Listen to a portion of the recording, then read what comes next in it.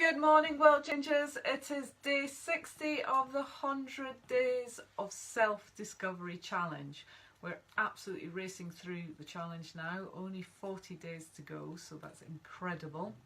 By now, you really, if you've been consistent with this challenge and doing it each and every day, you'll be starting to really identify some patterns, the patterns that are serving you and taking you forward and helping you create the life that you want, the health and the happiness that you want to create in life. But also you're possibly identifying some less than empowering patterns that could be holding you back and are not serving you. So this is a good thing. Do not be critical about this. I've said all along, you know, be curious with this challenge. It's not about berating yourself or being critical, because the key to start with any change is becoming aware of what you need to change in the first place. Because if we do not know that, then we cannot start working on ourselves and start implementing the actions that are required to make the changes and change those old limiting beliefs and those old patterns that are not serving us. So celebrate the fact that you are doing this. Do not be embarrassed. Be loud and proud about the fact that you are doing the self-discovery challenge, because you are in the minority of people that are valuing themselves to take the steps to really create a better life, to live life better. Because the majority of people do not do this. They do not value themselves. They moan about life and they keep reflecting and keep getting the same things, keep doing the same things and getting the same results. But you are stopping, reflecting, pressing the reset button, and you're really taking a hard, honest look at your life. You're doing an honest appraisal and going, do you know what? I'm going to make improvements in my life. So celebrate that. You know, you're doing awesome. You've got to day 60. So a big well done, a big pat on the back. So today's question is, when do you feel happy the most often? So again, when do you feel happy most often? So think about the times where you feel real contentment, just joy, you feel at peace, there's no anxiety, there's no drama, there's just inner contentment. And when we say happy as well, I'm making the stipulation that it's not brought on by any kind of external substances like, you know, drink and cake and whatever, I don't know, whatever you turn to, you know, gambling or sex or whatever it might be. It's just when you're feeling inner contentment, you feel at peace, you feel joy, and it's simple pleasures we're talking about here. And think about how often they play out in your life. You know, how often are you feeling those moments of happiness? Because if you're not feeling them often, then there's something we need to look at, or you need to look at and address there. Because, you know, life is meant to be happy. You know, yeah, life is challenging. We have lessons to learn. There's all kinds of growth that needs to be going on, and we have to do our jobs and we have to do our careers and look after children. We've got lots of responsibility and things like that we have to do, and we've got our duties. But that doesn't mean that we cannot have moments of joy in between all those kind of responsibilities and duties. And if we can make those responsibilities and duties, if we make them joyful as well, then we're onto a total winner. And that's what this challenge and what personal development is all about. It's, you know, it's not about, a lot of people often talk about work-life balance, but imagine not separating it and just having your whole life as one kind of content, happy, enjoyable entity. You know, that there's no separation. There's no like, I'm going to work to earn money just so I can enjoy my life. You know, it's actually you enjoy the working hours that you're doing. So, and if you don't enjoy your working hours, then again, that's an area to look at. This is about getting honest, you know, having an honest appraisal and sort of saying, where are the areas in my life that don't serve me? So some sub-questions for you to think when you're reflecting on this review. So how can you, when you think about, you've made a list of some of the times when you feel happy and where you're at in the current situation and what it is about that situation that makes you happy. Think about how you can create that situation more often.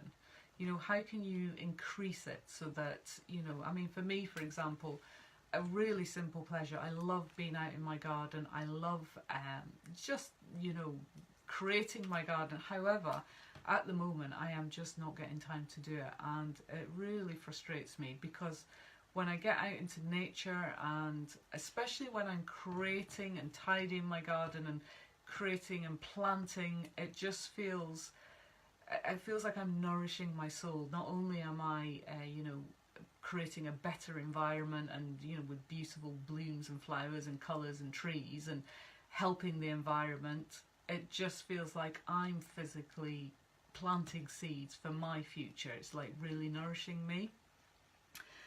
Another question, what can you change or put in place to create more times of happiness? So, you know, it's very much thinking about, okay, that's what I love doing.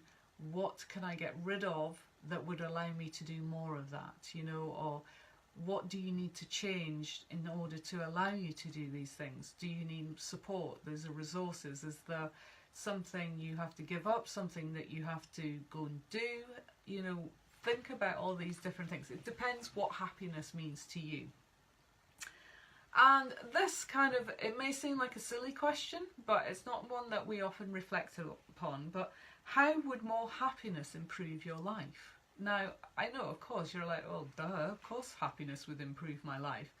But, you know, happiness improves your physical health, your mental health, which then improves your relationships, it improves the food choices that you make, the decisions you make, how you show up in the world, the actions that you take. You know, if you're happy, you know what it's like when the sun is shining, people are just generally happier, and that spreads like wildfire. You know, you get one happy person and that infects you, and then you go and spread that happiness to somebody else.